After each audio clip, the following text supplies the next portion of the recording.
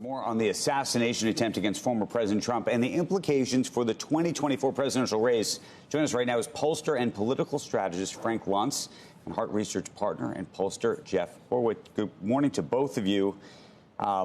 Frank, I want to start with you. I want to get your reaction, obviously, to this terrible moment in American history and the political violence that's taking place, but also try to understand how you think this changes and shifts the landscape. Both clearly, the support for President Trump is going to get greater, but what this does, you think, to the Democratic Party, and what you think the current president, President Biden, does in this case. Well, to answer both questions, first, I'm really challenging Democrats and Republicans alike.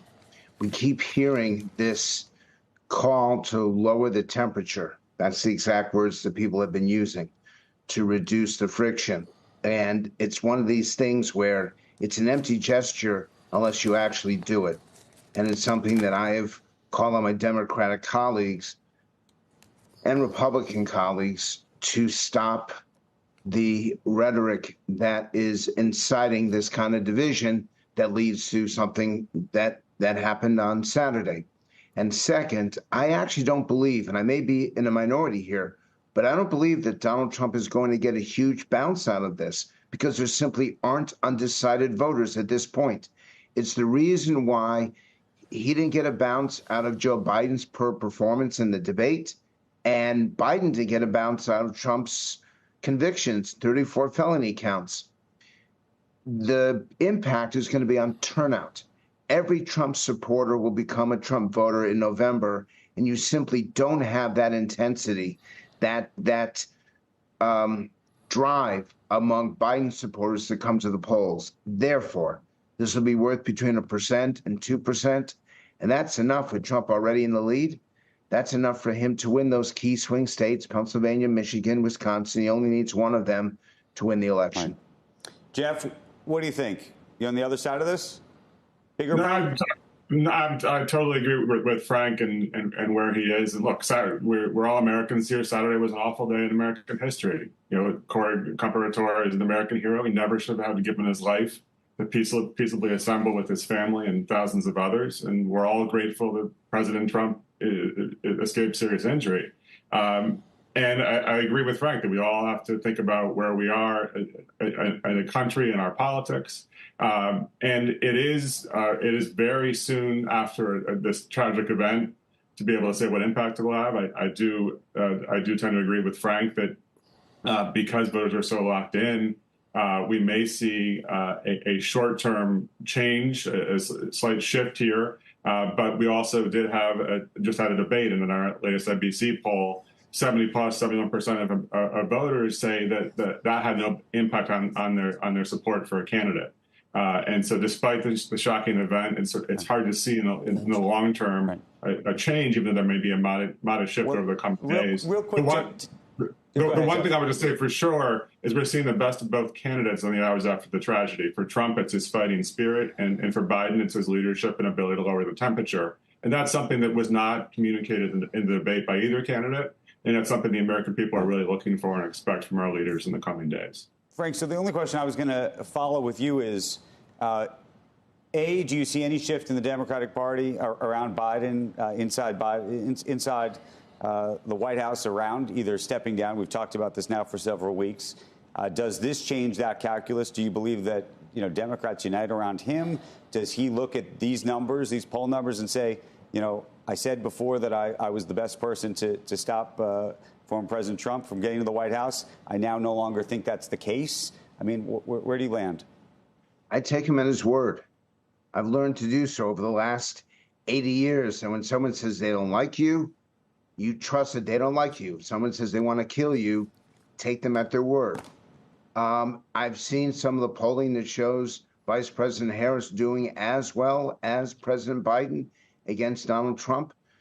The key to me is in the word defiant. That word has been used to describe Joe Biden for the last week, 10 days.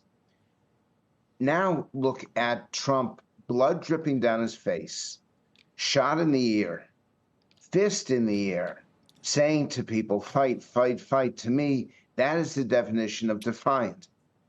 Now, I don't support either candidate. My job is to measure public opinion.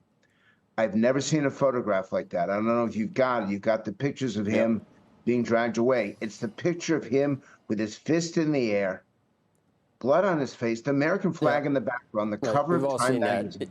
Yeah, we've all seen that, Frank. Let me ask you a question, though.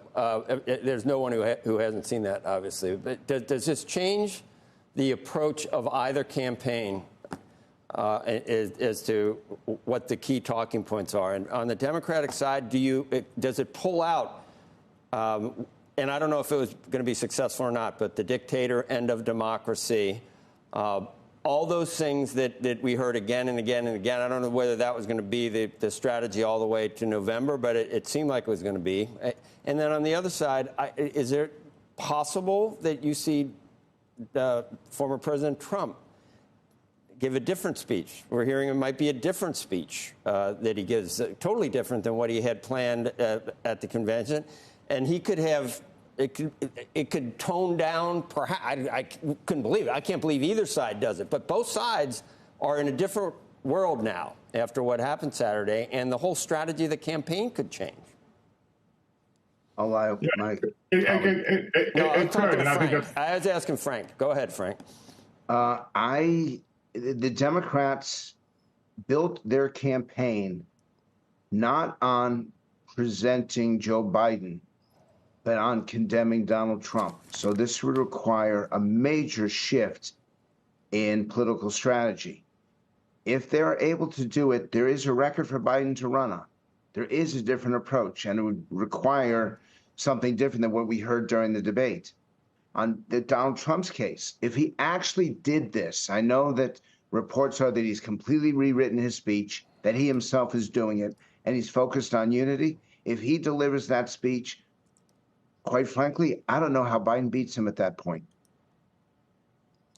Jeff, if you have, and I don't know if you want to go somewhere else, but Jeff, now you can weigh in on the same question if you want. I mean, it seems like it just seems like both sides need to rethink the whole strategy. It was such a, it was like a singularity almost.